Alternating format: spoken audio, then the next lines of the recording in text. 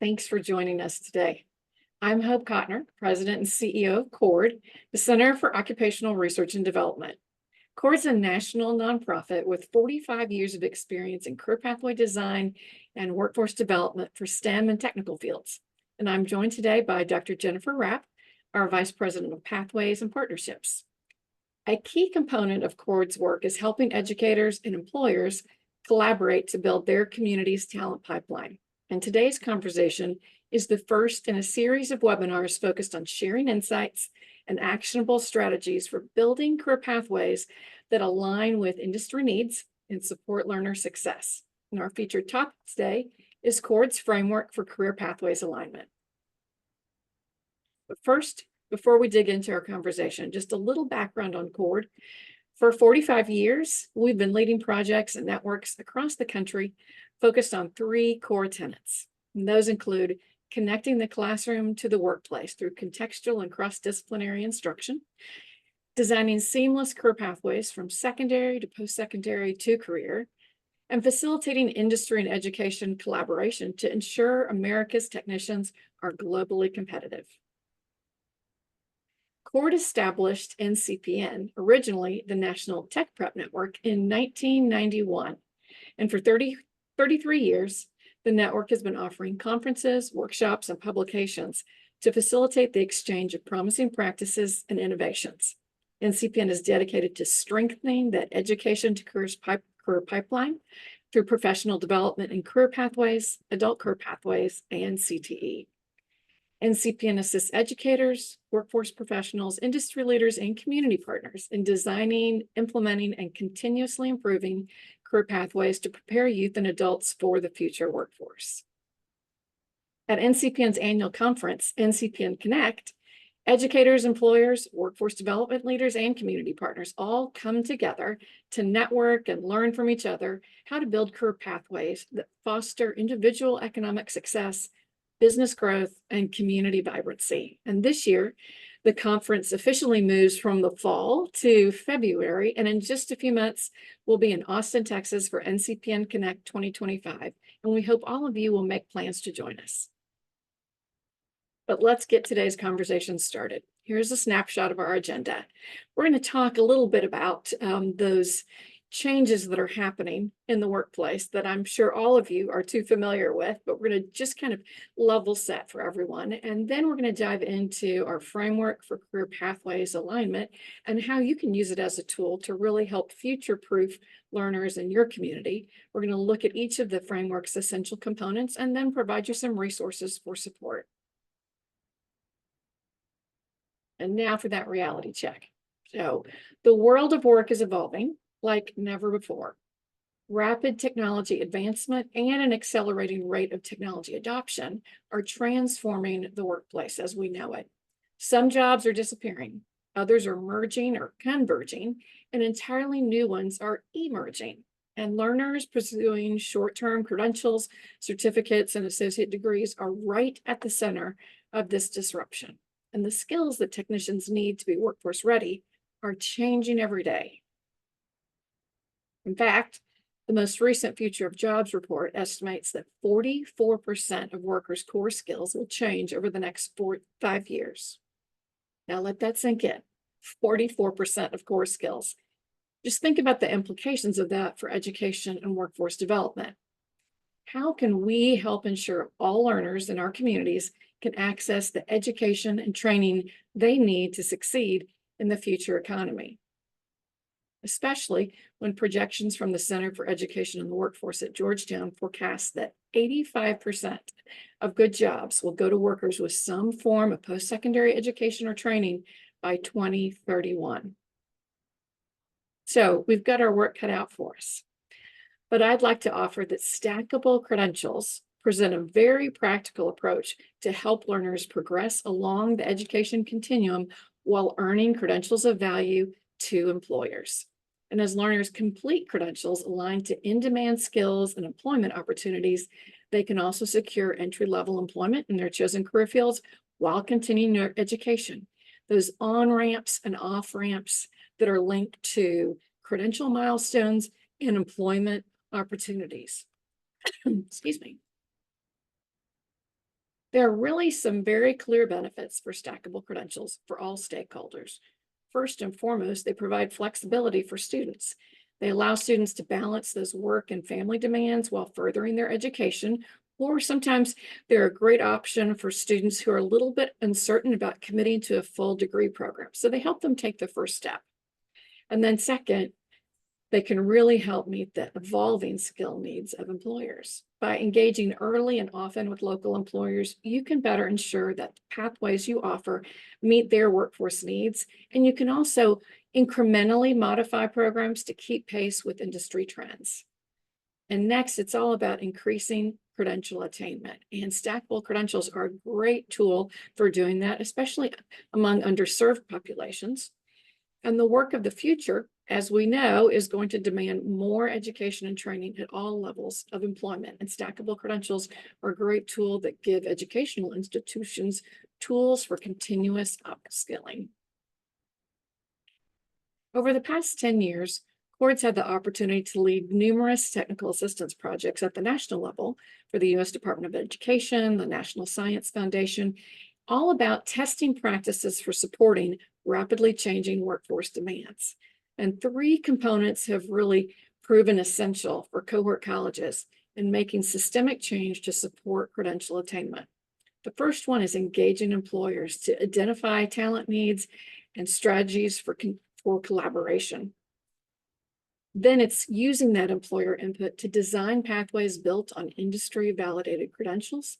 And third, clearing any hurdles preventing learners from progressing seamlessly along a pathway, whether that's from non-credit to credit integration or thinking about those wraparound services that are so critically important to support our learners.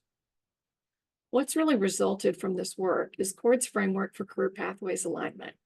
It features an industry-informed career pathways ecosystem with a continuous feedback loop, and it places the evolving skill and personal support needs of a community's learner front and center. And most importantly, it leverages the unique strengths and resources of partners across the community. The framework really offers an organizing structure for all talent development initiatives and a role for all stakeholders in our community.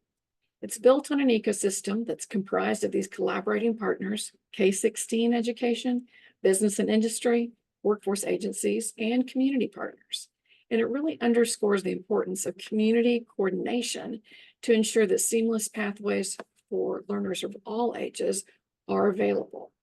These essential components really fuel the ecosystem, that strategic employer engagement offered through an industry-led model. It's going to yield workforce intelligence at a depth and with a frequency to make sure you can continually upgrade your program, do those modifications we were talking about incrementally for that continuous program improvement with an eye towards innovation, offering seamless career pathways that support learners of all ages. And we have these conversations about pathways design with all of our partners at the table. So education partners together across the continuum, employer partners are a part of that same conversation, so they don't have to attend 3 or more meetings just to have provide the same input to educators. So really thinking about where we can maximize those partnerships, leveraging each other's resources, and then collaborate to develop those truly seamless pathways.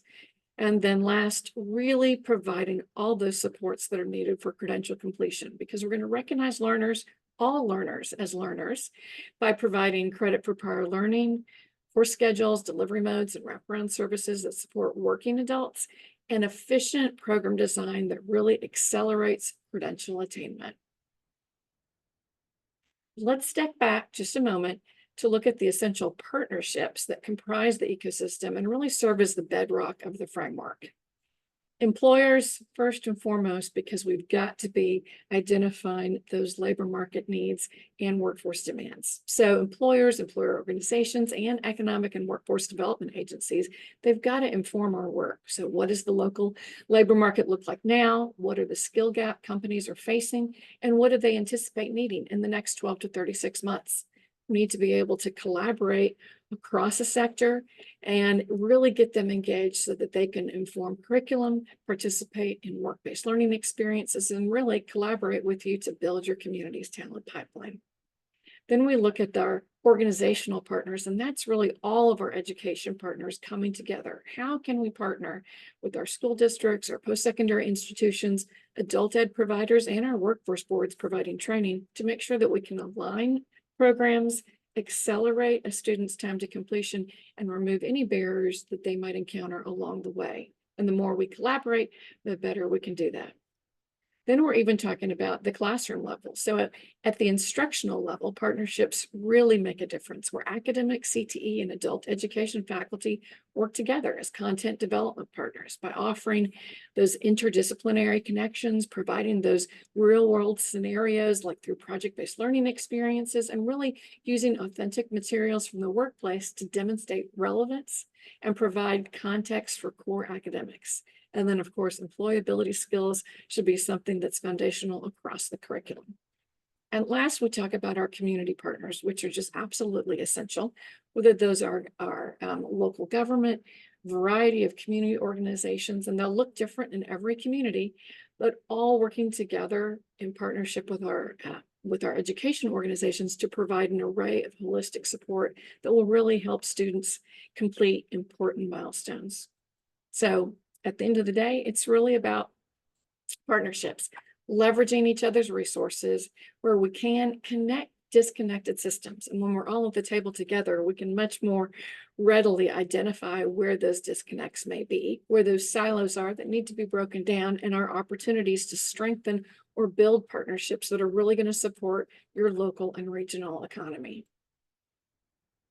So at the end of the day, how are we going to help our learners prepare for careers that are constantly evolving? One thing is clear. We can't do this work alone. We can't know it all. We can't monitor every technology report and respond to every trend. The world is really moving too fast to blaze new trails alone. So we need partners from all sectors of the economy to collaborate on this journey ahead. So now we're going to just take a pause and do a quick poll to just kind of get a sense from all of you. What stage of development are your community's career pathways within your ecosystem? So this is a truly anonymous, but we want to just get a snapshot of today's audience. And at the end of our conversation today, we're going to have a more complete survey that will allow you to give us more details about what's happening in your community. And then based upon your responses, we'll send you a customized list of resources to help address those issues.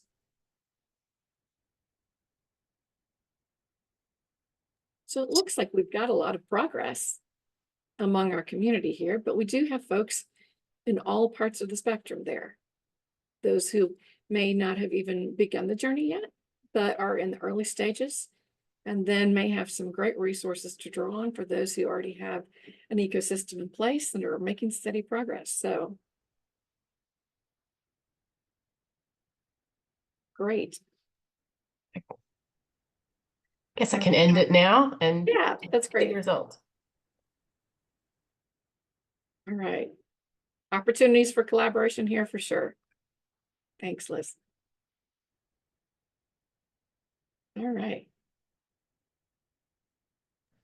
There's the results. Thank you. All right, and I'm going to pass the baton to Jennifer.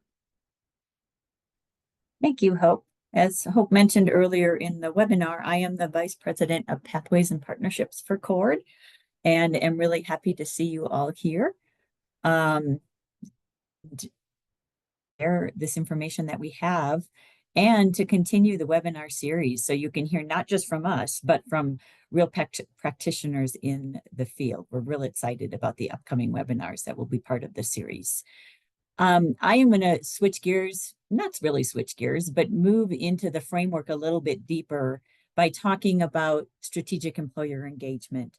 Hope mentioned earlier that effective career pathways are really industry driven. They should be industry driven, especially in this fast-paced world that we live in. So we believe that employer engagement needs to happen through an industry-led model that yields workforce intelligence at the depths and with a frequency to facilitate continuous improvement. Couple of key words there: industry-led, workforce intelligent, and frequency, because again, things change so quickly that it's hard for us in the education world to keep up with that level of change. That level of change obviously requires a continuous improvement, and the only way we can do that is through that frequency.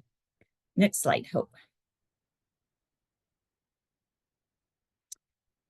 So a little bit of employment engagement 101. This may be very familiar to most of you, but it's always good to kind of reflect on our thoughts and goals with employer engagement. So we like to set the foundation here by talking a little bit about what is employer engagement. Obviously, it's a strategy for identifying and integrating employer input into your institution's programs and activities. And I just mentioned in the last slide how important that has become because of how quickly the world is changing and the skill sets that are required in the world are changing. So this requires not just a one and done conversation with employers, but building a relationship where you can have continuous conversations with those employers, and a relationship where employers can come to you when they've learned something and they think of you as soon as something new comes along. And instead of you having to reach out, they go, wow, I need to let my academic partners know about this. So really, really fostering that relationship to be a strong one that's collaborative across both employer and education entities. The methodology to do this, the last thing we want to talk about is this can't happen in a haphazard way, obviously. Strategy is important. You've probably learned in your employment engagement strategies that strategy is very important to employers. They don't like things done in a haphazard way. They need to know how things are going to happen, why they're doing what they're doing, what the expectations are, have confidence that the feedback that you're giving them is that they're giving you is actually being implemented and considered in the curriculum that you're teaching your students. So this can't be one-sided. It needs to be mutually beneficial. They have to see the benefits to that collaboration. And typically it goes beyond just a 1 or 2 meeting schedule between your employers every year. So let's share the next slide and talk about what happens when we ramp up that employer engagement strategy a little bit to make these employers feel like what they're doing is providing real value to the academic programs, because they are the ones that are reaping the benefits of those students that are coming out of these academic programs. Some of these, again, pretty obvious to you probably. This is probably in the back of your head is, yes, this is exactly why I need my employers at the table. There are many advantages and benefits to strategic employer engagement. As you can see at the base of that skills alignment, and really a really important reason, the number one reason we need to engage with employers is to find out what the skills are so that we can align our academic programs to those skills. This leads eventually to conversations about better labs and facilities, because how can we teach those skills if we don't have the labs and facilities to do that? And oftentimes employers will recognize that and they will find ways to help you with those labs and facilities. Then the conversation evolves oftentimes to work-based learning opportunities. Now, we often caution employers or educators in jumping in too quickly. Sometimes the best approach to an employer, if you're new to a relationship, is to start small, get their feedback. And then as you build that relationship, you can grow in this opportunity scale and ask your employers, because you've already built that in-depth relationship with them, so you can grow the asks that you give them to become work-based learning opportunities that they might provide to your students, coming in and touring your company or coming in as guest speakers, and then even providing opportunities for job placement or feedback to students directly from the employer as they're entering the job force. So many benefits from strategic employer engagement, but again, it shouldn't be done in a haphazard way. There needs to be a relationship building along the way as you're formulating the asks that you want to give to your employers. Next slide. So many of you know that advisory boards and employer engagement is required under Perkins to receive CTE funding. It's also encouraged, if not required, in other forms of funding sources that many educational levels get, including adult education and high school programs who are CTE funded. Typically, in an advisory committee, they meet once or twice a year, as I mentioned, with most of the work being put on coordinating the meeting and leading the conversation on educators. CORD has framed a model called BUILT, Business and Industry Leadership Team Model, which is a vehicle to really shift that mindset of advisory committees to become groups. I don't want to call it a committee because I don't want to have it seem the same as an advisory committee, but it's an entity, it's a model for employers to co-lead the work and in many ways help with other things besides just influencing the curriculum. In a nutshell, it's an approach to curriculum development, but it's done in a co-leadership manner between education and industry. It allows for annual prioritization of knowledge, skills, and abilities required by local businesses in a very intentional way. This includes forecasting the future needs and programmatic decisions related to those trends. It also involves the industry serving as subject matter experts on current and future skills requirements. And I want to put a little spotlight on that word future, because oftentimes we talk about what do you need now, and we don't bring into the conversation, what do you expect to need in the future? And that's what we need to be asking, because our students are coming in and it takes a little bit of time for them to gain the skill sets that they need as they're going through your programs. So what are they going to need as they leave your programs and enter the workforce?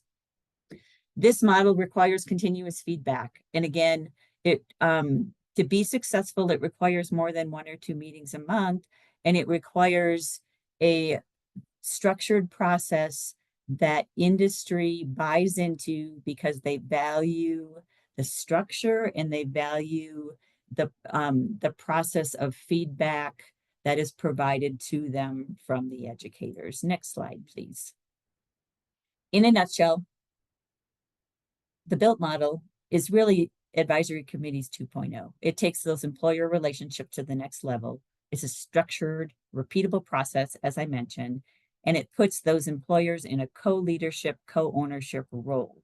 And many of you may be thinking, well, my employers just don't want to take that co-leadership role on.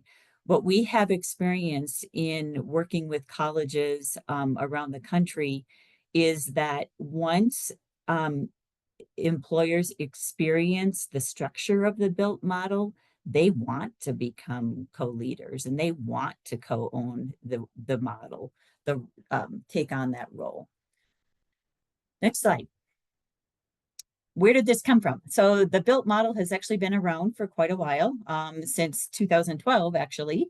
It was supported by the National Science Foundation grant, and it was established through the work of business leaders from across the nation, again, to determine KSAs, knowledge, skills, and abilities, that work-ready graduates will need. So again, future-facing.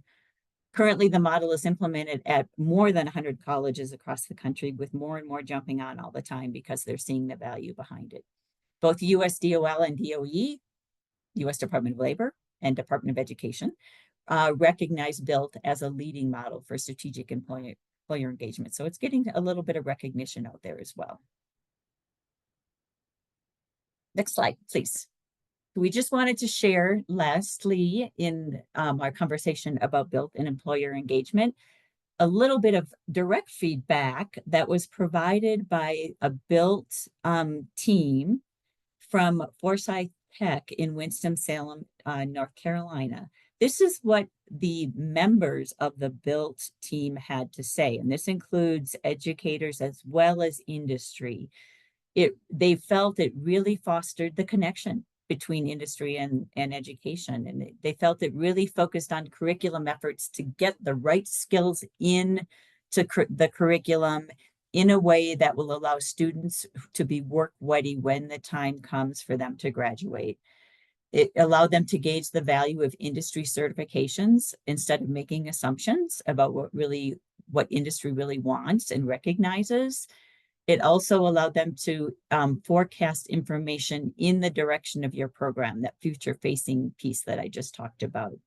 And they really liked that members take an active role because they feel invested in the work and what the energy that they're putting into this is really helping them improve their workforce because of what it's doing to the educational pipeline that they look to. Next, I think we're going to take a poll next. So Liz, if we could launch the next poll around employer engagement, again, just as we did in the other previous poll, we'd just like to get an idea from those of you that are here with us. How do you feel your efforts with respect to employer engagement in supporting your career pathways? How's that work going? What does it look like? I'll just be quiet for a minute while we complete that poll.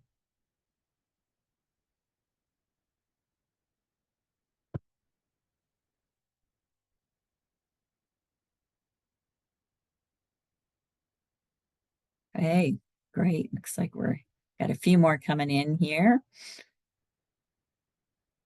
Nice to see that there's, again, similar to the previous poll, you're making some progress. I've encountered some barriers, which I think is typical, normal.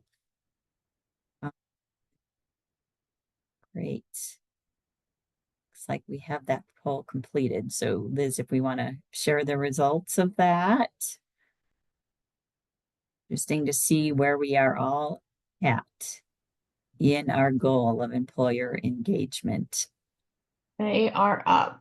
Yes, thank you. Thank you. Good number of you working on this, but encountered barriers. Again, pretty normal. There's always going to be barriers in everything that we're trying to do. Quite a number of you are making steady progress, so that's great to hear. Okay, we can take down that poll, Liz. So obviously, there is no one way to do employer engagement. It completely depends on your region, the employers you're working with, the resources that you have, how responsive they are. So we are excited to be hosting a webinar, our next webinar in this series on November 1st, focusing on leveraging employer expertise to drive innovative career pathways. So we're going to have some practitioners from the field as our guest speakers, talking about some innovative ways that they are working with employers, both built and non-built models, and really get their insights of challenges that they've encountered, successes they've had, and give an opportunity for us just to have a conversation with them, for you to ask them questions about that employer engagement piece and hopefully come away with some new insights. Okay, I think we'll move on to the next slide. All right. Oh, this is your shifting back to you. Okay. Thanks, Jennifer. Yeah. And I just want to mention at this point too, if anyone has questions or comments that they want to pop in the chat, please feel free to do that. We'll obviously have some time for questions when we wrap up here in just a bit, but please, if you've got other questions along the way, don't hesitate to add those to the list. All right, as we're thinking about the framework and moving forward to the next component of designing career pathways, we're really thinking about what does it take to build a truly seamless career pathway? And how can we make sure that all learners in our community, all ages, all skill levels, are being supported by the pathways that we offer, and that we're thinking about that pathway in advance. So whether that's a 9 through 16 pathway, Hopefully it's been designed with all of our education partners at the table alongside our employer partners so that we can really see what's going to make the most sense. How can we build those incremental milestones that are going to give students the opportunity to start their employment in their career field, but continue to upskill all along the way. And they can only do that when we've made sure that there's any barriers that have been knocked out of the way that might be preventing them from moving along those incremental milestones. So it's really about that collaboration piece and making sure that all partners are collaborating to design that seamless pathway. So to recap, certainly stackable credentials can offer a really practical approach to help learners progress along the education continuum while earning credentials of value to employers. Pathways to Credentials was a Department of Education Office of Career, Technical, and Adult Education project, which we had the opportunity to lead a number of years ago. And it provided technical assistance to 11 community colleges from across the country with the goal of building their capacity to improve CTE credential attainment by offering stackable credentials. And the following characteristics here are some of the most important factors that we know are critical when developing pathways built on stackable credentials. So first and foremost, active employer engagement. We're not guessing, we're asking, and we're collaborating to develop to make sure that those pathways and those embedded stackable credentials are responsive to the workforce needs of your region. Linking both those educational credentials that a student is earning at our institution and aligning those where it makes sense to industry validated certifications, third-party industry certifications. They're also supporting a diverse group of learners and providing multiple entry and exit points. We also hope that they are supporting a variety of earn and learn models through flexible scheduling and providing credentials with labor market value on the path to a degree. As we worked with the Pathways to Credentials cohort colleges and many others since then, we've found that the more succinctly you can depict a learner's journey through a pathway, the better.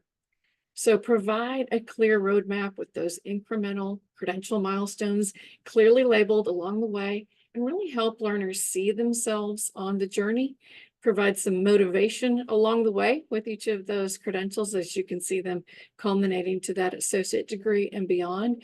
But we have really found that there's a lot of benefit to developing a pathway map for students to really be able to understand the opportunities that are available to them to learn, earn, and realize success in the career path of their choice.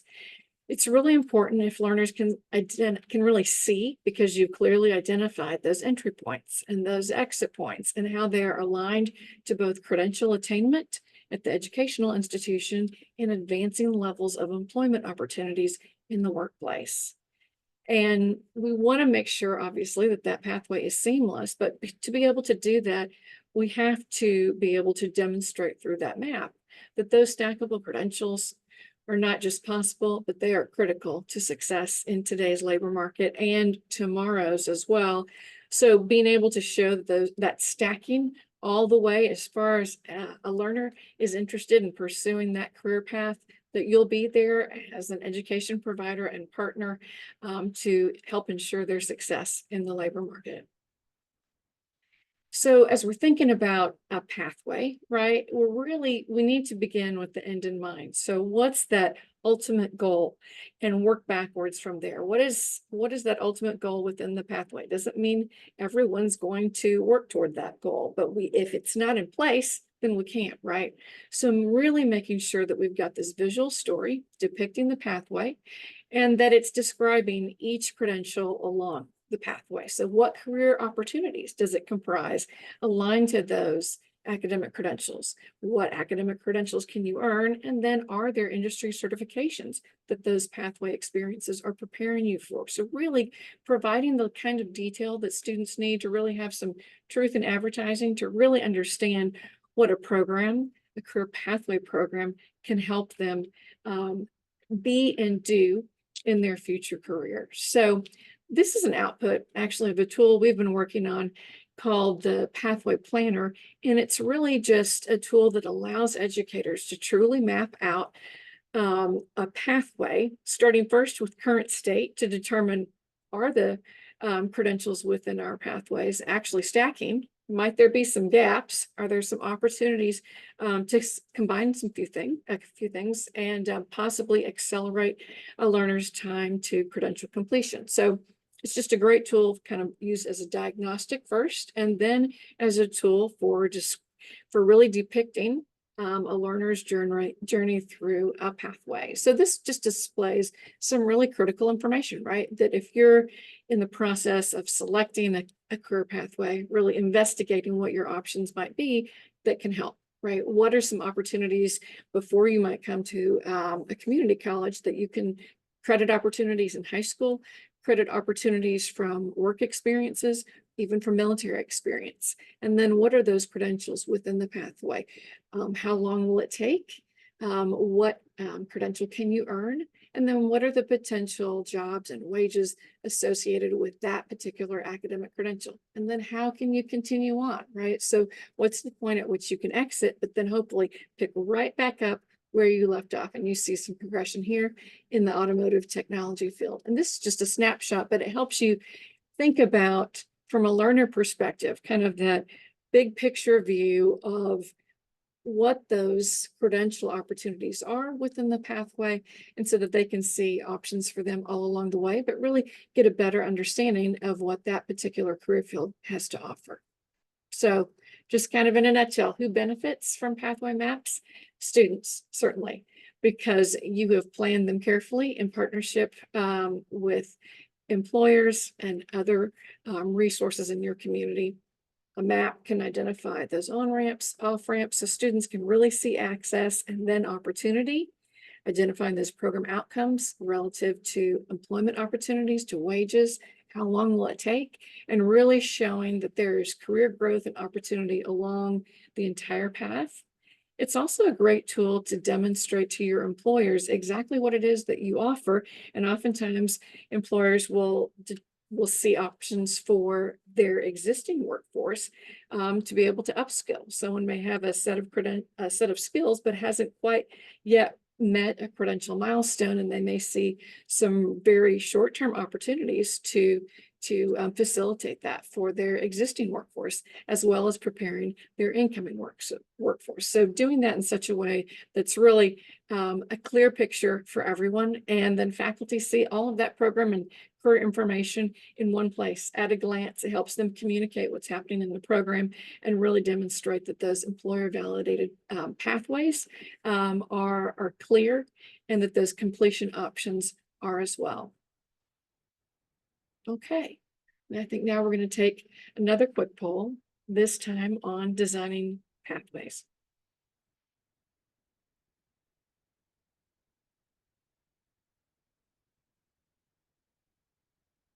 So now think about how you would characterize your organization's efforts in developing seamless career pathways across the ecosystem in your community.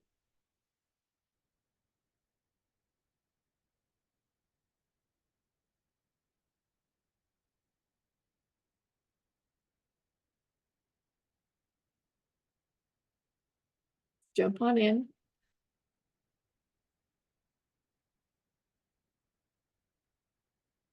I know that word seamless sometimes can kind of catch us off guard when we really think, okay, are our pathways truly seamless? What do they look like? And that's one of the reasons why we love to use that mapping tool, because it really does help us diagnose what's happening in all of our pathways, and identify opportunities for improvement or even gaps. All right, it looks like we may have all the answers we're going to collect right now. There's the results. All right, thank you so much.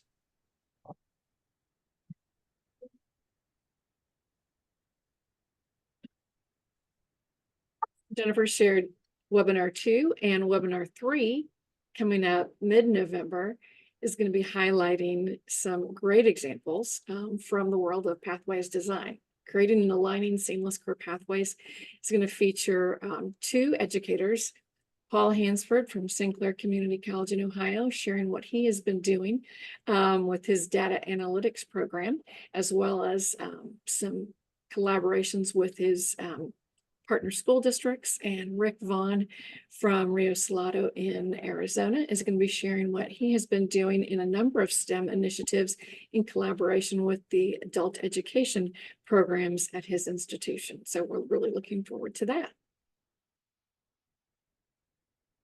And I'm going to pass the baton back to Jennifer. Thank you, Hope.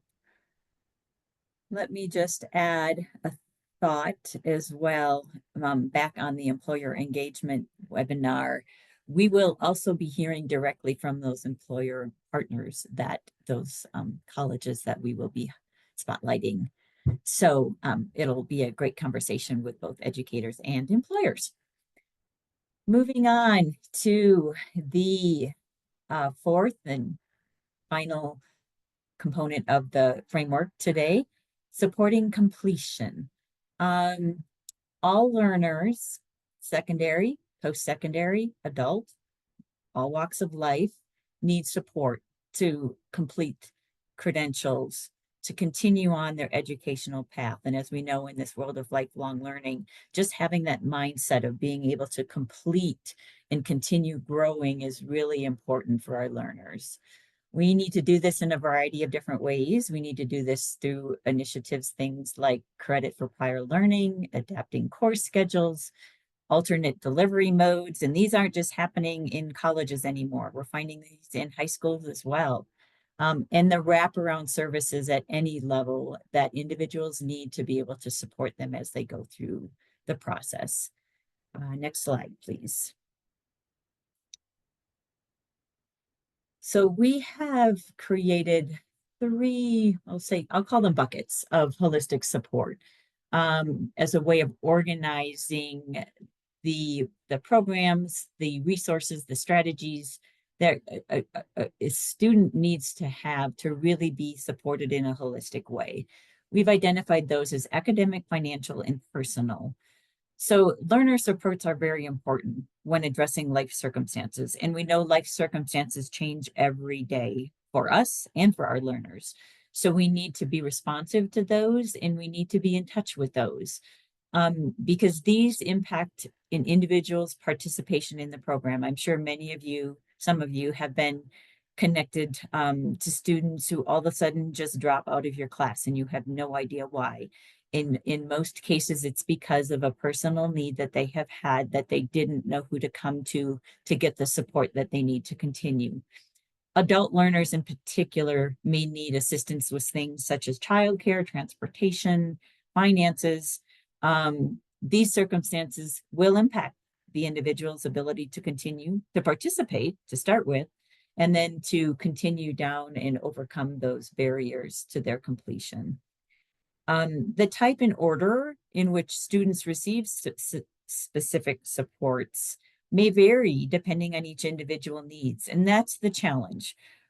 We are often spread so thin in this world of supporting our learners that we don't know how we can ever address the needs of every single student that we have. And that's where the partnerships ecosystem conversation becomes so important. We can't do this alone, just like we learned in the earlier slides. We can't do this piece alone either. The structure of the learner supportive pathway does need to include direct learner activities like assessing what are their strengths, what are their skills, what had they done in the past that could transition them into a successful career. They probably don't know a whole lot about the career itself. And so how do we bring a career awareness to them around the different opportunities that are out there now? And there are so many. How do we coordinate those supportive services across entities, both internal and externally to our organization? And then how do we follow up with those students? Not only when they're part of our program, but as they're transitioning to the next phase and even beyond. How do we stay connected to those? So those are the things we need to be thinking about in creating this comprehensive, well-integrated system that's supported by quality tools and resources. which involve tracking systems that support ongoing monitoring and communication and documentation of how we're providing these to the students.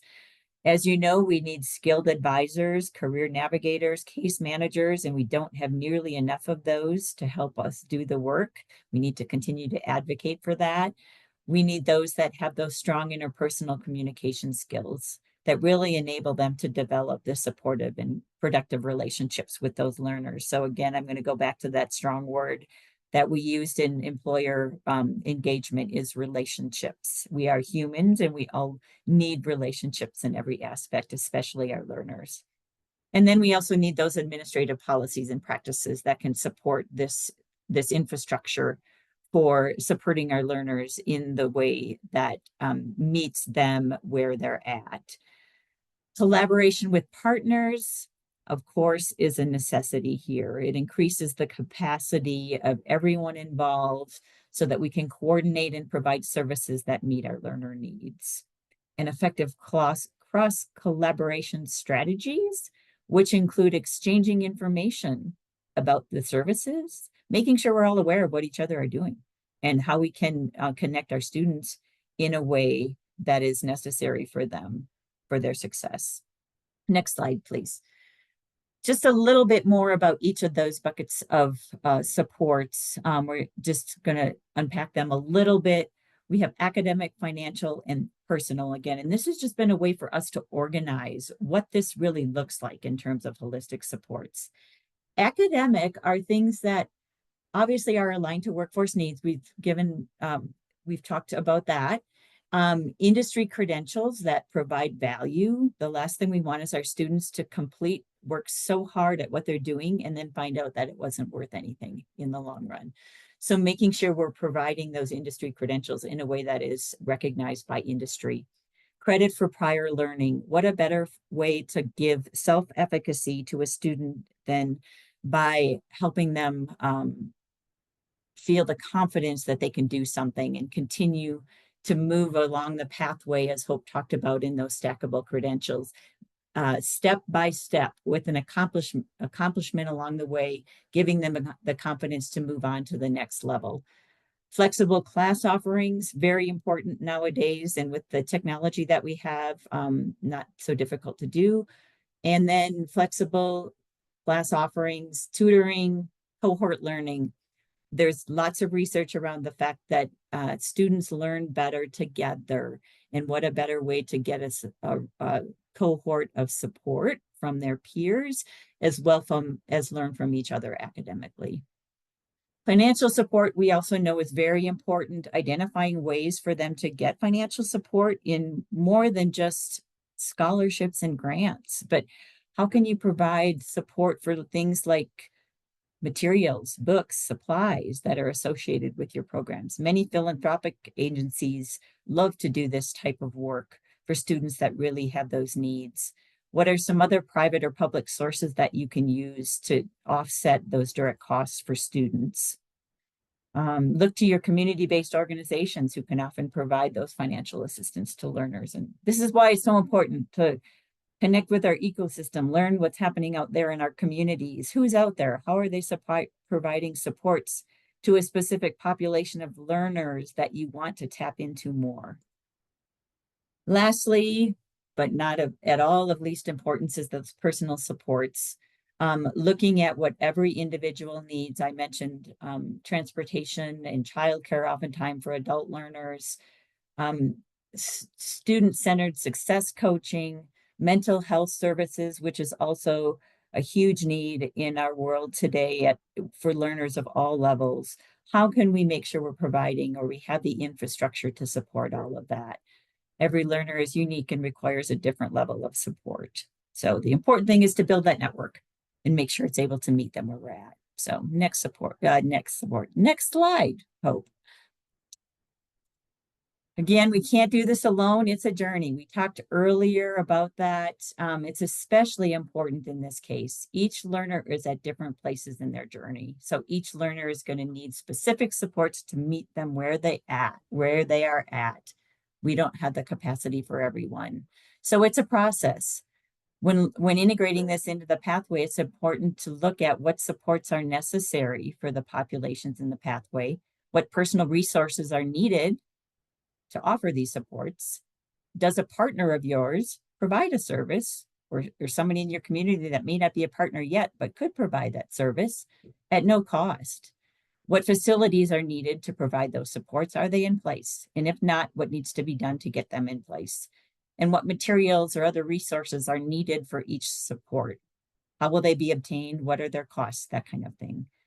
So bottom line, it's important to inventory what services are currently being provided, either internally or externally, who is providing them, where, how effective, and so on.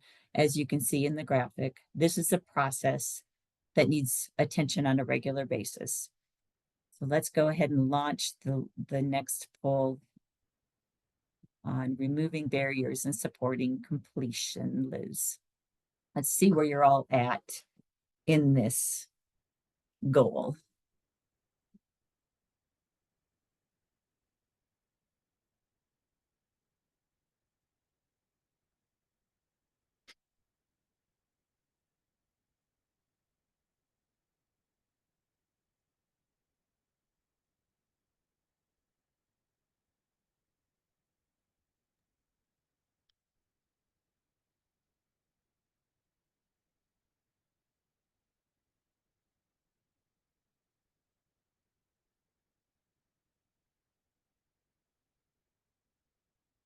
Okay, looks like we got some good responses, good, making steady progress. That's great to see. This is such an important topic for us to recognize that career pathways are not all about the academic, but it's also about supporting those learners along the way.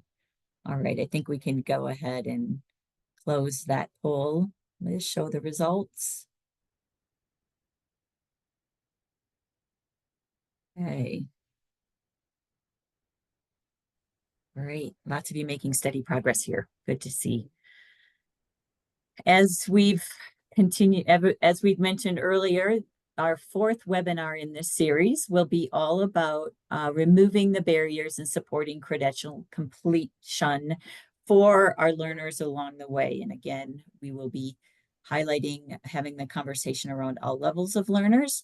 This will be about efficient program design that accommodates the needs and leverages the ecosystem, the communities that you all live in, for removing those barriers and surrounding students with those holistic supports that they need. So you can see here, we're going to highlight some of the work of Emily Griffith Technical College, who does a lot of secondary and post-secondary work, as well as Forsyth Technical College in Winston-Salem, North Carolina. So at this point, we would just like to open it up to any questions, and I'm going to hand it back over to Hope. Thanks, Jennifer. And I'm going to, in the interest of time, I'm going to pop up a couple of more resource slides just so everybody can see them. All of you probably saw the full list of webinars, and Jennifer was highlighting them as we went along today, but be sure to sign up for the whole series and invite your colleagues to do so. And contact information for us here, but certainly resources that we want to share. These are 3 particular resources, just overarching content that's aligned to the conversation that we had today. We have a short handout on the framework for career pathways alignment, and then a much larger work, a toolkit on stackable credentials, and then also resources on the belt model. Liz will be packaging these the slides up for you and sending it to you in email, so you can rest assured you will see these QR codes again, but we wanted you to have those at your fingertips for those who wanted to dive right in. And then we also have a reflection survey for you to go through this week as you're kind of reflecting on the points we discussed today and giving us some feedback on where you are, and then we'll customize a list of resources for you based upon your responses to that survey. So I'm going to stop sharing so that I can see if we've got any questions that need answering, and then we can pop back up the link to the reflection survey. And Liz has just popped it in the chat for us. Thanks, Liz. And Hope, you didn't show the slide for the reflection survey. I don't know if you want to do that with the Well, QR code. I can, hang on. Yeah, I it's got think the that's, it's got the yeah, QR code. it does. Let me share again so that everyone can see it.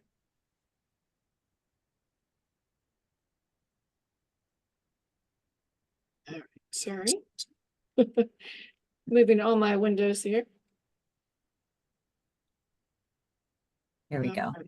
Yeah. In case you want to grab that QR code and have easy access to the survey. And Liz, maybe you can let us know if there's any questions in the chat that we should get to. Okay. So far, just some positive comments about today and looking forward to the next webinar. Awesome. Well, it sounds like everyone is definitely making some great progress already. Saw a lot of steady progress and things getting underway, which is fabulous. And there may be some great resources in this today's audience that would be great for us to share as we go through this series. So I'm just so glad that you took the time to gather with us this afternoon. The recording will be available, and like I said, Liz will send the slide deck, so you've got those resource QR codes and links at your fingertips. Jennifer, any parting words today? Just a thank you to everyone for participating, and looking forward to seeing you all in the next webinar and throughout the series, hopefully. For sure. Well, have a great weekend, everyone. Thank you. Looking forward to seeing you again in a couple of weeks.